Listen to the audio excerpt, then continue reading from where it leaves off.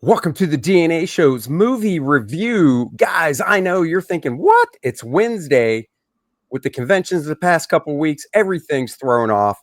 But we saw F1, the new Brad Pitt movie, yesterday. And it's Top Gun Maverick with F1 race cars. It is a cool movie. It is awesome. Dennis, give us the recap. What's F1 about? Well, F1 is an American sports drama film directed by Josh Kosinski. Yes, the one who did Top Gun Maverick, which is why I was very excited to see it. The story follows Sonny Hayes, played by Brad Pitt. He's a former F1 Formula driver who, after a devastating crash in the 90s, returns to the sport 30 years later to save the struggling APX GP team owned by his own teammate, Ruben, who's played by Javier Bardem. He gets paired with a rookie, and Sonny has to mentor this young talent while confronting his past and pushing the team to compete against the top F1 teams. The cool thing is that the racing sequences were filmed during the real 2023 and 2024 Grand Prix weekends with authentic F1 teams and drivers, including Lewis Hamilton, who also served as a producer. And I know this because my niece is huge into F1, and she sat there and started naming off all the drivers, people in the pit crews. It was like she was very thrilled with that. Yeah, my daughter who went with me was just kind of like, okay, I'll go see it so you don't see it alone, because Dennis saw it with his niece and nephew and stuff, and I saw it with Courtney. Courtney she just loved it. In the seats, she was just kind of like getting into it and stuff. I've always liked racing. I've watched more NASCAR than this type of stuff. But real quick, before we get back to the review, I am going to watch the F1 race this Sunday. That's at 10 a.m. and it just goes till noon. So I don't know. I'll see how it is. I mean, if I like it, I might watch it because NASCAR seems to go on forever. This race, 2 hours. So we'll see. Brad Pitt, man, it's just like Top Gun Maverick with Tom Cruise. Just a stellar performance playing that freaking grizzled veteran, coming back to the sport, doing it his way. Just some of the thought process going into it when he was racing, because the whole crew itself, except for the lead guy behind the scenes, on the race team, is kind of young. So Brad Pitt's kind of schooling them on tactics and stuff while racing. It's not just about, oh, put this tire on because this is the time it should have this tire and stuff like that. So it had its ups and downs. You know, it's a roller coaster. Like Dennis said, the filming was at real races, and I mean, you felt like you were right there. The one thing that I don't know how they do it. Did you notice that in like at least Brad Pitt's car, there, you're centered in the car, obviously, unlike a real car, but there's like this divider thing, like dead in the center, instead of it just being nice open field of view. And I'm like, that seems to me, I'd be like, that would bother the crap. My OCD would go crazy with that thing right in front of my face. I mean, I know you can see around it, but now the safety features, I mean, I get it, but the one thing I'll say is the story is gripping. Yeah. It has heart all the way through. You like all the characters, and even the ones you want to be pissed at, you're pissed at for a reason. Like Top Gun Maverick, the shooting of the film and the different aspects that they did are stunning. The cockpit ones, the overshots, the way they intermixed them. It was fantastic. It was like seat gripping. And I never thought I would say that about a race movie. There's other movies like Ford versus Ferrari, Tropic Thunder. That I've really enjoyed, but this just took it to a whole new level. Brad Pitt is charismatic on the screen. I mean, he just exuded it in this movie. Carrie Condon plays Kate, who's the first female lead tech who developed a car. Their relationship is great. his friendship going back to the 90s when they raced together with Ruben, played by Javier. That was fantastic. Tobias winds up being, the guy behind the scenes who looks like he winds up being a good.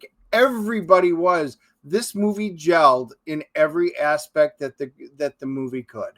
Yeah, going back to Kate. So she's from Murderland. No, not Murderland. Duh, I'm confusing. Mobland.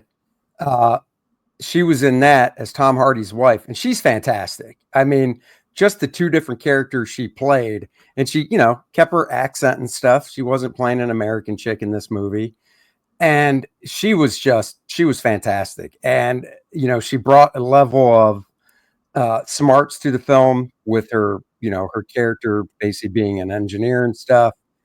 And but she also brought this just this kind of cuteness to it as well.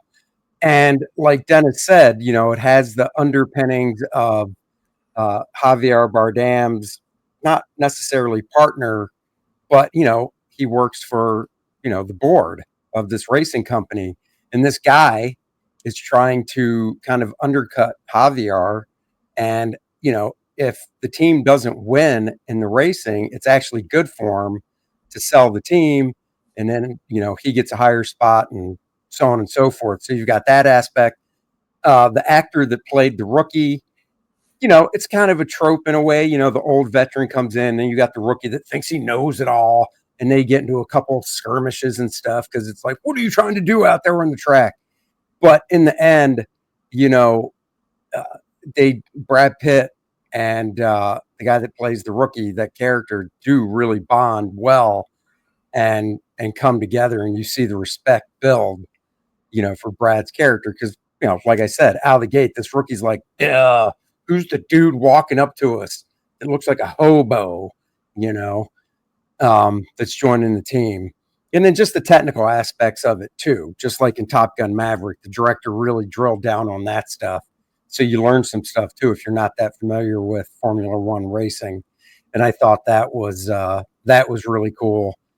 And one of the things that just blows my mind is how fast, and this goes for NASCAR as well, a car will come into the pit and then leave. And at one point it was 7 seconds, and they were complaining because it's like, oh my God, that's double the time. And Courtney, my daughter, was just like, 7 seconds is double the time. And then when they pitted in this one scene and it was like 2.9 seconds, you're just like, holy crap. So it was just fantastic. Perfect movie for going into the month of July 4th weekend and stuff. Even though it's worldwide Grand Prix, it still gave you that nice slice of like, yeah, Americana, Brad Pitt, No, it was good. Damson Idris played Joshua, the rookie. Yes. And you got to experience his character growth throughout it, which was great. His mom is Sarah Niles, which we all loved. And of course, my niece and my sister-in-law were off to my left. And then you could tell she was trying to figure out who it was. And I was like, Ted Lasso. And she, oh, yeah, that's what it was from on there. Mother, she was a great mother, protective of her son. Again, I can't say enough about, I love this movie from beginning to end. Like Top Gun Maverick, in my mind, this is almost a perfect movie. The next movie this dude needs to make needs to be about, motorcycle racing, where they get so horizontal to the ground when they hit the corners.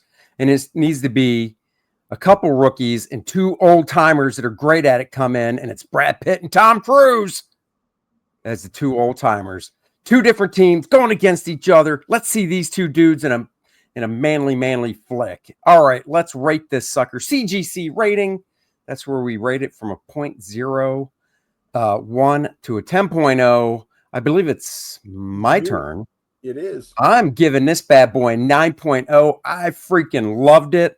I'm into cars more than I'm into planes, but I love Maverick. I love this movie. Could definitely watch it again. Didn't feel like it was 2.5 hours long. And the ending, which we won't give away, the very ending where you actually stay through some of the credits as they roll, was just awesome. So there you go. Well, I liked it a little more than Andy. I'm giving this a 9.8. It is right up there, and I prefer planes and stuff. I'm not a car guy like this, but this was superb. There wasn't a thing that I really could criticize. I wasn't bored at any point in time. I didn't feel anything was rushed. The pacing was great. The story arcs were great. I will be owning this movie, believe it or not, in 4K as soon as it comes out. I think this is almost a perfect movie. So kudos to that team, and you got a fan here. All right. What do we got from the critics and stuff? IMDb is giving it a 7.9. Boo. Boo. Boo. Let's see. The tomato meters from Rotten Tomatoes, the critics are giving it an 83%. So the critics liked it fairly well. The audience gives it the popcorn meter with over 5,000 verified ratings is at a 97%. Oh, once again, DNA comes through for you guys. We will never let you down. We are your go-to source for movie reviews, your go-to source for great books. Lilith, Infernal Conflict, launching very soon. Guys, go sign up. Link in the description below. Lilith goes back home to the abyss where she must fight an infernal conflict. New characters, new villains, surprises. And there is the homage cover. Here are some of the new characters. Oh, look at them. Oh, yes. Stuff's going to be going down. Go check it out. Link in the description below. This week is Jurassic World. I'm seeing it Thursday night. Dennis will probably see it over the weekend. And you'll probably get a midweek review or sooner. Once again, until then, stay tuned. We will be back with the DNA show next Wednesday. Dennis has friends in town, so say bye-bye, Dennis. Until then, live long and prosper. Exactly.